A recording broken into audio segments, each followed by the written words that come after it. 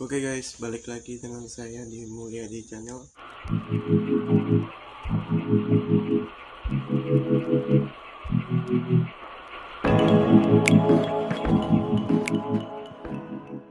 Jadi hari ini saya akan membahas hal penting karena udah lama saya tidak upload video.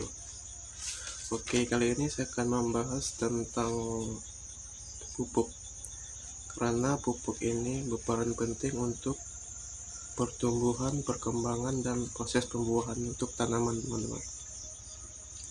Oke, jadi pupuk ini terdiri dari unsur hara, makro, dan mikro. Untuk makronya sendiri ada unsur hara makro, primer, dan sekunder. Pupuk hara makro yaitu pupuk yang mengandung unsur hara yang dibutuhkan dalam jumlah yang banyak, teman-teman. Untuk pupuk makro sendiri ada unsur N, P, K, Ca, Mg, dan S. Oke, dan untuk unsur hara makro primer itu ada NPK. Jadi saya akan bahas NPK saja. Oke, yang pertama unsur N yaitu nitrogen. Jadi nitrogen di sini berperan penting untuk pembentukan sel jaringan dan organ tanaman, teman-teman. Karena dia berperan penting untuk pembentukan klorofil, asam amino, dan protein pada tanaman. Sehingga pupuk nitrogen ini berperan penting untuk fase vegetatif tanaman, yaitu fase pertumbuhan, pucuk, dan perkembangan cabangnya.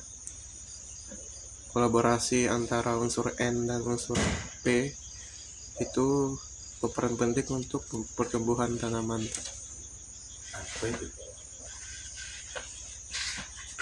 Oke, jadi selanjutnya itu ada jenis unsur N yang diserap tanaman. Yang pertama itu ada nitrat dan amonium. Jadi itu merupakan unsur N yang bisa diserap tanaman. Kalau kebanyakan amonium itu tanamannya tidak bagus. Kalau pada cabai itu daunnya terlalu tebal, mengkerut seperti itu, jadi dia mudah terserang penyakit.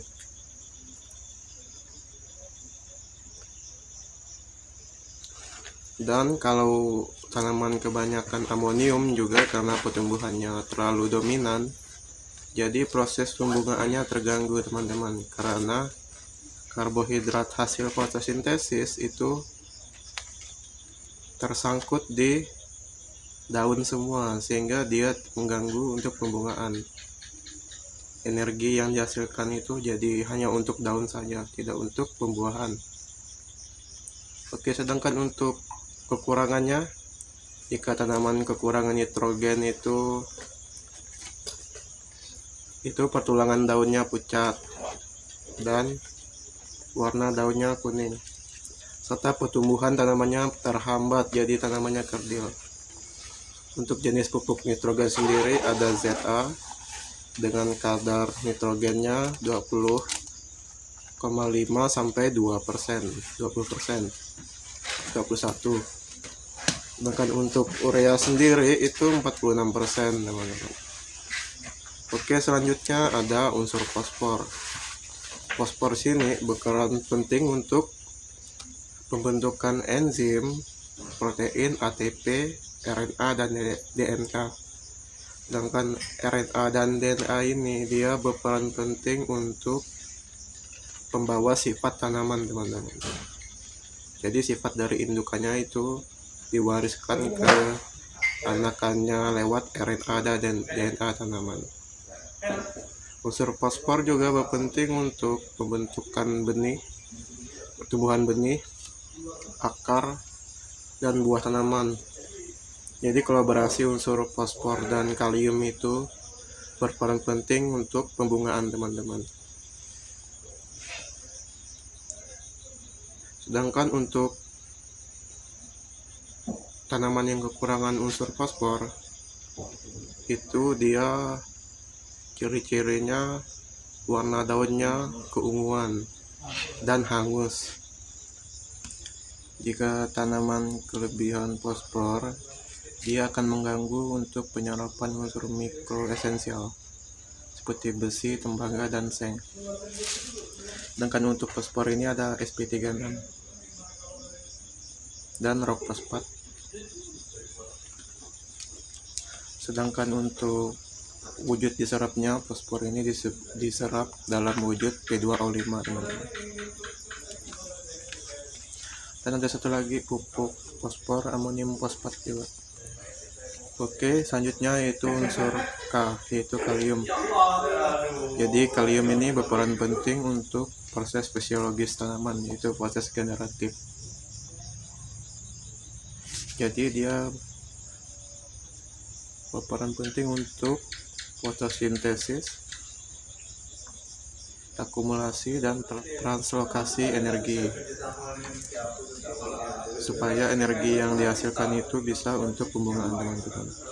Dan karena dia mempengaruhi pembukaan dan penutupan stomata. Oke, sedangkan untuk wujud diserapnya itu dalam wujud K2O. Dan untuk pupuknya ada ZK dan KCl. Kalau ZK ini ada dua tipe, ZK96 dan 90. Kalau ZK96 dia kandungan kaliumnya 52%. Sedangkan untuk ZK90 45 sampai 90%. Sedangkan untuk KCl sendiri ada KCl 80 dan 90. Kalau KCl 80 itu 53%, sedangkan kalau KCl 90 itu 58%. Oke, jadi itu merupakan unsur hara makro primer untuk tanaman. Sehingga perlu kita perhatikan kekurangan dan kelebihan bisa kita lihat pada tanaman kita sendiri dari penampakannya, teman-teman, sehingga kita bisa menambahkan unsur hara ini untuk mencukupi kebutuhan unsur hara tanaman. Oke, sekian video saya kali ini. Thanks for watching. Jangan lupa like, comment, and subscribe. Thank you.